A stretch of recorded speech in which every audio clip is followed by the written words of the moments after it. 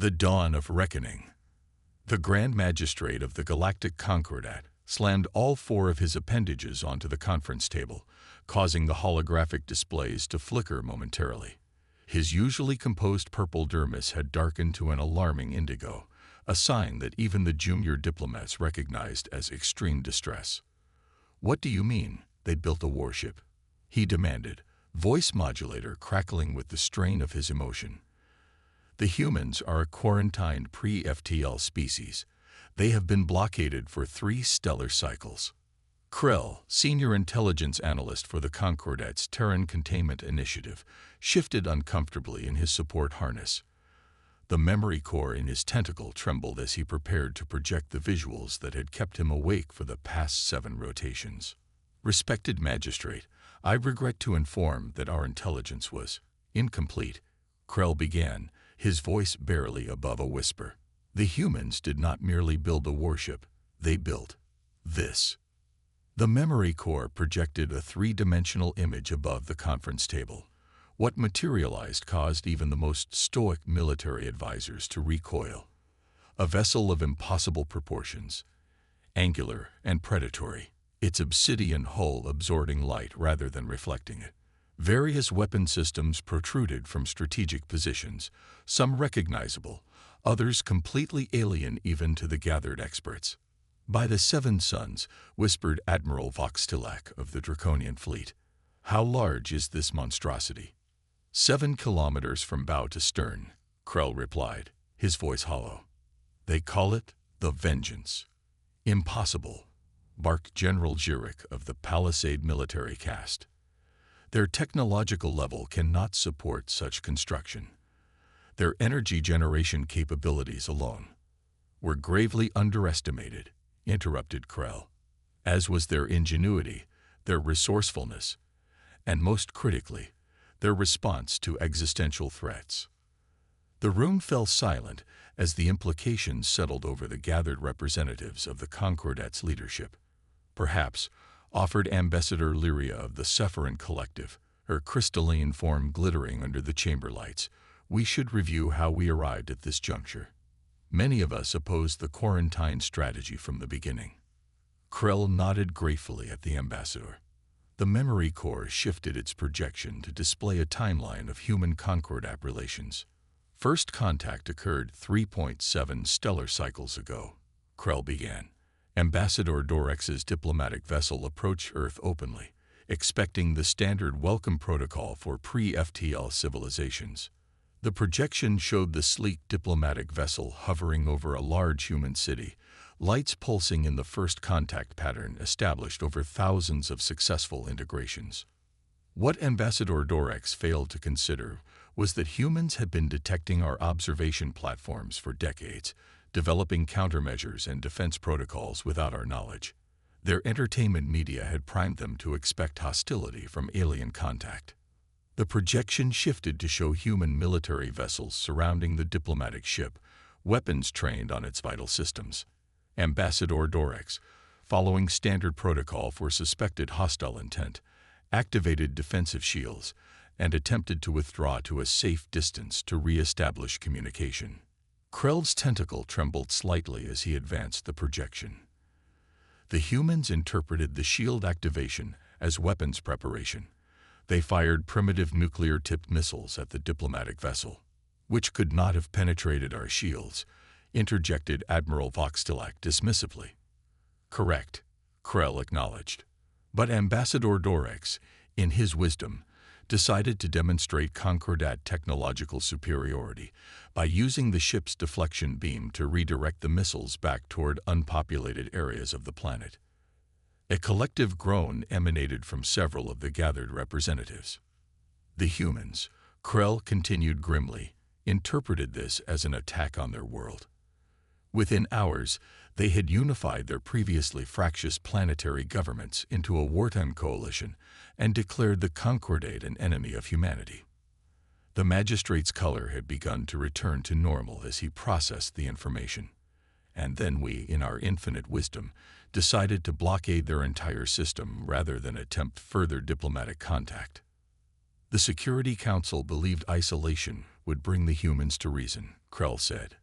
That facing the technological gap between our civilizations, they would sue for peace and accept Concordat guidance. Instead, growled Admiral Voxtilak, they built that. He gestured at the image of the Vengeance, still hovering ominously above the table. How? Demanded General Zurich. How did they construct a vessel of this magnitude while under blockade? Krell's appendages writhed in the gesture his species used to indicate reluctant admiration. They built it inside one of their gas giant's moons, he explained. Europa. Our sensors detected mining operations, but we assumed they were simply extracting water ice for their colonies on Mars and Luna. Instead, they were hollowing out the entire moon, using it as both camouflage and shipyard. And the technological leap, pressed the general. Desperation-driven innovation, Krell replied. The blockade forced them to solve problems they might have taken centuries to address otherwise. They developed theoretical technologies we had dismissed as impractical or too energy-intensive. The projection shifted to show a human face, stern, weathered, with eyes that seemed to pierce through the holographic medium directly into the souls of the Concordat representatives. Fleet Admiral Victoria Hayes, Krell introduced, architect of the Vengeance Project and now its commander. Former submarine captain in something called the United States Navy. An expert in asymmetric warfare. And what does this Admiral Hayes intend to do with her? Vengeance? Asked Ambassador Lyria, her crystalline form dimming slightly with concern. Krell's response was cut short by a priority alert that manifested above his communication implant. His appendages stiffened in alarm as he absorbed the information. The Vengeance has emerged from Europa's shadow, he announced, his voice modulator failing to mask his fear. It has destroyed the blockade fleet around Jupiter and is transmitting a message on all Concordat frequencies. Let us hear it, commanded the magistrate, bracing himself. The chamber's communication system crackled to life, and a calm, deliberate human voice filled the space. This is Fleet Admiral Victoria Hayes of the Earth Defense Vessel Vengeance. For nearly 4 years, you have imprisoned humanity in our own solar system. You have intercepted our ships, shot down our exploration vessels, and strangled our expansion and growth. Today, that blockade ends. The Vengeance carries enough firepower to reduce your capital worlds to ash. But unlike you, we do not strike without warning. You have 24 hours to withdraw all Concordat forces from the Sol system. After that, we will remove them ourselves. Each ship, each station, each monitoring satellite. This is not a negotiation. This is humanity's notice that we will no longer be contained. The message ended, leaving the chamber in stunned silence. Admiral Voxtilak was the first to recover. Preposterous. One ship, no matter how large or advanced, cannot stand against the combined might of the Concordat fleets. I will personally lead the counter-offensive to destroy this human abomination. The magistrate raised an appendage for silence. Perhaps we should consider their offer to withdraw. We can regroup, assess their true capabilities, and, with respect, magistrate, interrupted the admiral. Showing weakness now will only embolden them. The humans must be taught that the galactic order cannot be threatened by upstart primitives, no matter what technological flukes they have stumbled upon. Before the magistrate could respond, Krell's communication implant flared again with another priority alert. Admiral, Krell said quietly, the 7th Fleet has engaged the Vengeance at the edge of the Jupiter system. The projection above the table shifted to a tactical display. 200 Concordat warships in battle formation approached the solitary human vessel. Energy weapons blazed across the void of space, impacting against the Vengeance's hull. See, crowed Admiral Voxtilak. Their shields fail already. This will be over before. His words died in his throat as the tactical display updated. The Vengeance remained untouched, the energy weapons seemingly absorbed by its hull without effect. Then, ports along the human vessel's flanks opened, and thousands of small objects erupted outward. Primitive missiles, scoffed General Zurich. Our point defenses will. The tactical display flashed red as the small object suddenly accelerated to relativistic speeds, bypassing Concordat defenses through sheer velocity. Where they struck, Concordat ships simply ceased to exist, converted to expanding clouds of superheated plasma. 73 Concordat vessels destroyed in the opening salvo. The remaining Concordat ships attempted to regroup, adjusting their formation to bring their heavy weapons to bear. The Vengeance's response was to activate what appeared to be its main weapon, a spinal-mounted device that projected not energy or matter, but a distortion in space-time itself. The laws of physics bent to the will of the human vessel as a controlled singularity formed in the midst of the Concordat formation. Ships were torn apart, crushed, or stretched into unrecognizable shapes as they were dragged inexorably toward the artificial gravity well. 127 more vessels lost in seconds. The remains of the once proud 7th Fleet began a disorganized retreat, only to find their FTL drives mysteriously inoperable in the Vengeance's vicinity. The human voice returned to the Concordat frequencies. This demonstration is complete. You now have 23 hours to comply with our demands. There will be no further warnings. The tactical display winked out, leaving only the image of the Vengeance hovering above the conference table, no longer a theoretical threat, but a demonstrated nightmare. "What?" whispered the magistrate, his color now a pale lavender of shock. "Have we awakened?" The price of victory. The central command chamber of the Vengeance hummed with subdued activity as Fleet Admiral Victoria Hayes studied the holographic representation of the Sol system. Blue indicators marked confirmed human positions. Red showed the retreating Concordat blockade ships, their once uniform formation now a chaotic scatter as they fled toward the system's edge. "Status report," Hayes commanded, her voice cutting through the background noise like a blade. Commander Ishiro Tanaka, her executive officer, stepped forward. His face bore the same calculating expression as his admiral, though his eyes still held hints of disbelief at what they had accomplished. "The demonstration was successful, Admiral," he reported. "The 7th Concordat Fleet has been reduced by 85%. Survivors are withdrawing to their rally point beyond Neptune's orbit. Our systems are operating at 97% efficiency, with minor power fluctuations in the gravitational displacement array. Engineers estimate full capacity will be restored within 3 hours." Hayes nodded, her gray-streaked hair caught in the blue light of the holographic display. "Casualties?" "None, Admiral. Hull integrity remains at 100%. The absorption fields performed beyond expectations." A ghost of a smile crossed Hayes' weathered face. 4 years of sacrifice. 4 years of being bottled up in our own system. 4 years of watching exploration ships destroyed and civilian transports turned back.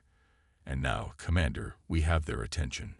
"The Concordat has initiated emergency communication protocols," reported Lieutenant Commander Wei from the communication station. "They're requesting a direct channel to you, Admiral." "Denied," Hayes replied without hesitation. "They've had 4 years to talk. Now they can listen. Maintain our course toward Mars Orbital Station. I want the blockade forces there to see us coming." The massive ship slipped through space with an elegance that belied its size, its midnight hull swallowing the light of the distant sun. On its bridge, the humans who had labored in secret for years felt the first true hope since the blockade began. In the emergency session of the Concordat Security Council, chaos reigned. Representatives from 27 species argued vociferously over tactical displays and damage reports. "One ship," roared General Zurich, pounding his armored fist against the table. "One ship destroyed nearly 200 of our most advanced vessels.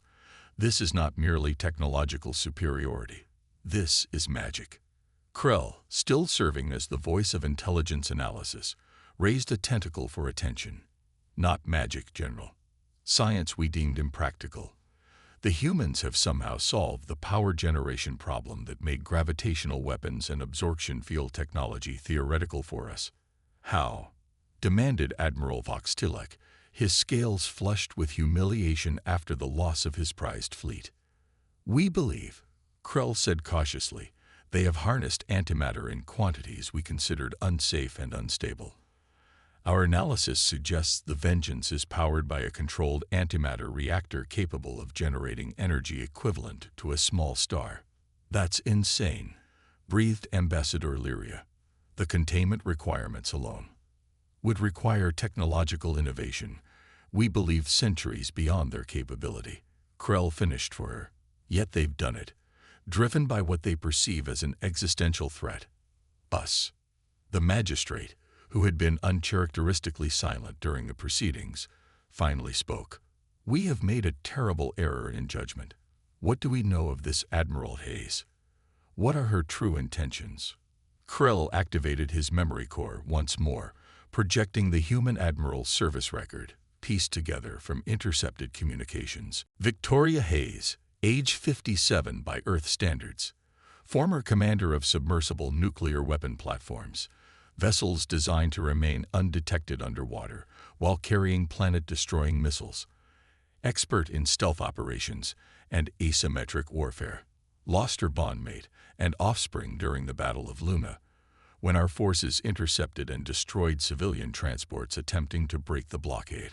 A personal vendetta, then, murmured the magistrate. Dangerous. More than that, Krell corrected. Hayes was one of the few human military leaders who initially counseled caution and diplomacy with the Concordat. The Luna incident changed her. She became the architect and most vocal proponent of Project Vengeance, diverting nearly 40% of Earth's industrial capacity to build a vessel that could break the blockade by force. And now she has succeeded, Ambassador Lyria observed. What will she do with this power?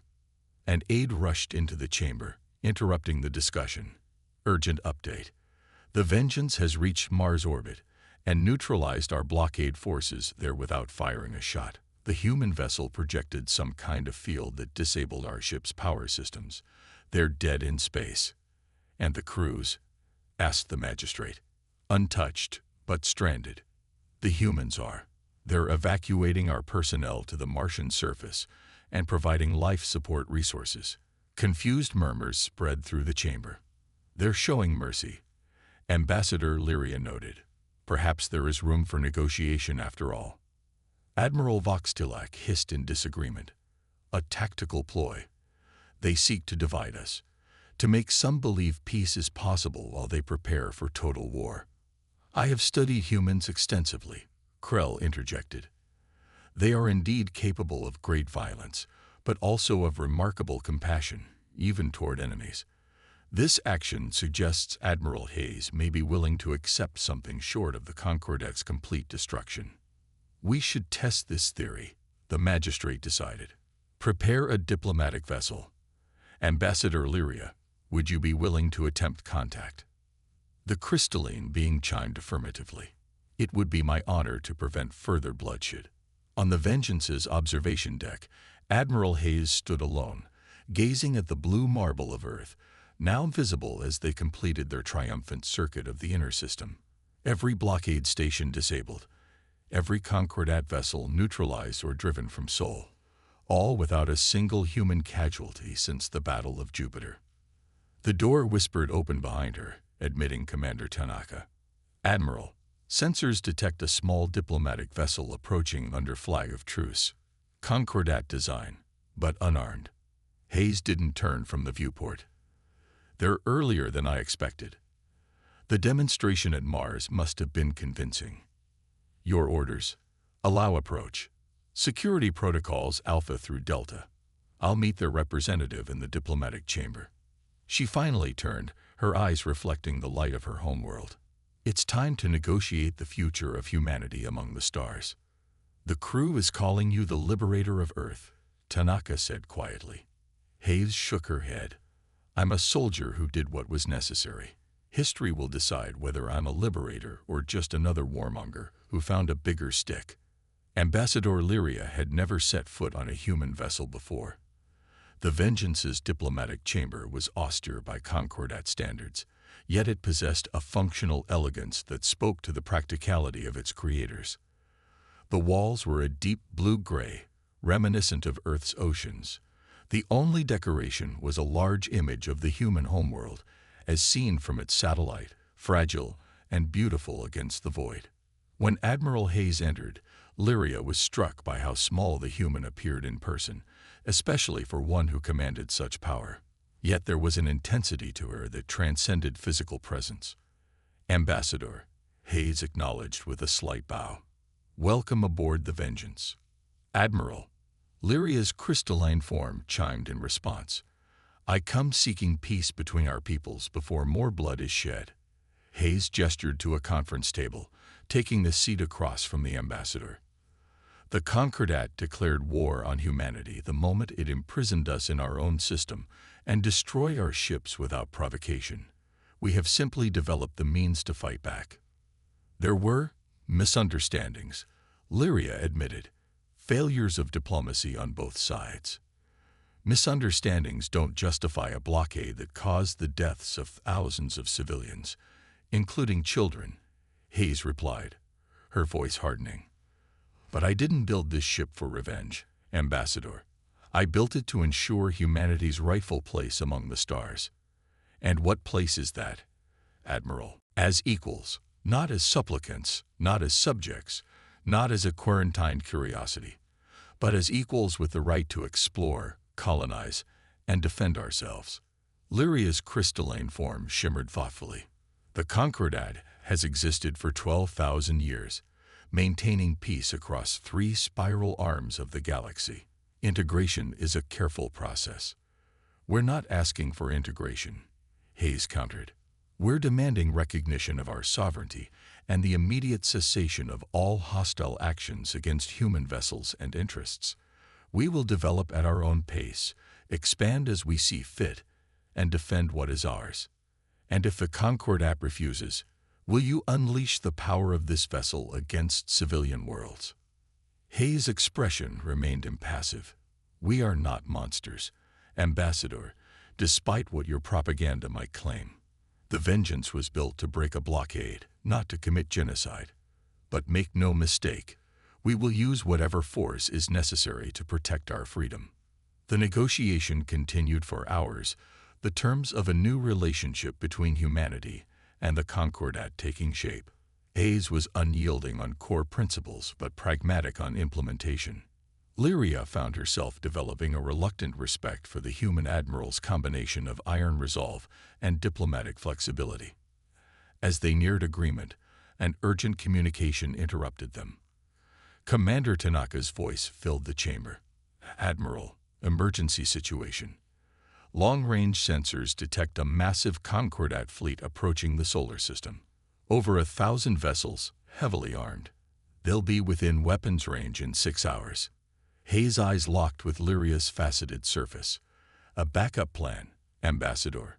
Negotiate while your military prepares an overwhelming strike." "No." Lyria's form pulsed with genuine alarm. "I was sent in good faith. This must be Admiral Voxtilak's doing. He threatened independent action if the Council chose diplomacy." Hayes stood, her decision already made. "Then our negotiations will have to continue after I deal with this threat. You will remain aboard as our guest until this is resolved." "Admiral," Lyria chimed desperately, "even the Vengeance cannot stand against 1,000 ships. This will mean the destruction of everything we've worked toward today." Hayes smiled for the first time since the ambassador had met her. "Who said the Vengeance is alone?" 6 hours later, as the massive Concordat armada approached the edge of the Sol system, they were met not by a single human vessel, but by 50. Smaller than the Vengeance, but clearly of the same design philosophy, the Earth Defense Fleet emerged from hiding places throughout the system. Beneath the clouds of Venus, within the rings of Saturn, in the shadow of Mercury. Project Vengeance, it appeared, had not produced a single ship, but an entire navy, each vessel incorporating the same revolutionary technologies that had devastated the Seventh Fleet. "This is Admiral Victoria Hayes to the approaching Concordat Armada. You have entered sovereign human space without authorization. Reverse course immediately or be destroyed. You have 5 minutes to comply." In the Concordat flagship, Admiral Voxtilak stared in disbelief at the sensor readings. Where had the humans hidden these ships? How had they built so many in secret?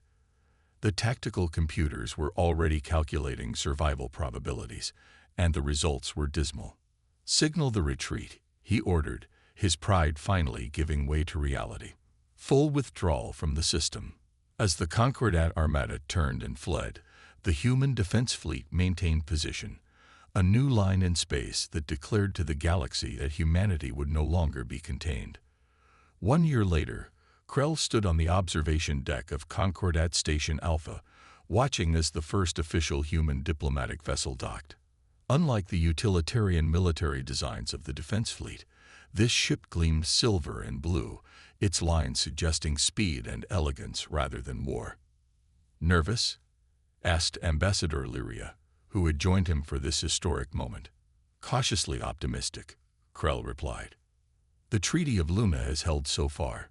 Human expansion has been measured and coordinated with neighboring systems. Admiral Hayes has proven to be as skilled at peace as she was at preparation for war. The magistrate still believes we were fortunate," Lyria noted. "If Hayes had been bent on vengeance rather than freedom, many worlds might now be ash." "Perhaps," Krell agreed. "But I've studied humans long enough to know that for all their capacity for violence, their greater gift is adaptation. They don't seek conflict. They simply refuse to accept imprisonment, physical or conceptual." As the human delegation emerged from their ship, led by a now retired Admiral Hayes in formal diplomatic attire, Krell reflected on how quickly the galaxy had changed. The human innovation that had produced the vengeance was already transforming Concordat technology, medicine, and energy production.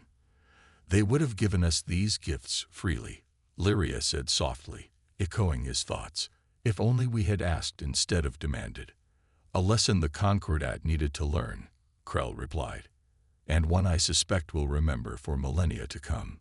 Together, they moved to welcome humanity's formal entrance into galactic society, not as subjects or students, but as equals who had earned their place among the stars through ingenuity, determination, and a battleship that made the galaxy tremble.